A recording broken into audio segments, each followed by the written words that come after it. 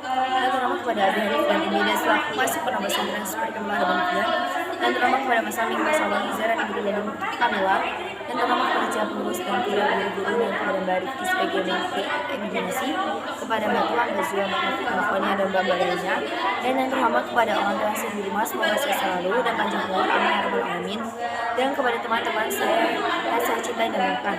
Oke, perkenalkan, nama saya Kartika Amelia Pramatasari. Saya di kelas 10 MA Al-Quran Lalu Muda akan menjelaskan tentang bab ke-13 tentang kitab kedua. Pada bab ke-13 ini, yang pertama itu kita ada tentang hukum membaca surat Al-An'am pada hari ke-7 pada bulan Ramadan pada sholat rawih. Apa sih hukumnya? Hukumnya itu dia tuh bid'ah mukamarong. Maksudnya itu dia tuh mungkar. Itu jadi bisa menyediakan hal-hal kayak orang yang yakinnya itu sunnah padahal itu enggak sunnah. Terus orang juga itu juga memberatkan makmum, dapat memberatkan makmum. Kemudian sama seperti halnya ketika salat subuh. Dan itu dia tuh ada yang bilang gini, pada hari Jumat ketika salat subuh itu diwajibkan untuk membaca surat Sajdah. Tapi orang-orang banyaknya ayat Sajdah seperti itu. Sedangkan sunnahnya yang benar itu yang rakaat pertama membaca surat As-Sajdah dan rakaat kedua membaca surat Al-Insan. Kemudian masalah unik yang penting. Apa sih masalah unik yang penting? Yang pertama, ketika kita qiraat terus kita buang air, hendaknya kita berhenti. Kemudian ketika menguap, itu juga kita harus berhenti juga.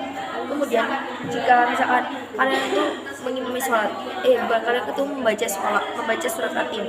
Ketika selesai, hendaklah kalian itu membaca artinya.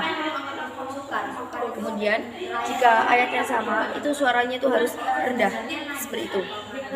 Kemudian ada part ke-11 itu melafalkan Quran maksudnya berbicara. Maksudnya itu adalah makruh Quran. Itu jadi Quran itu tidak boleh ditakwilkan.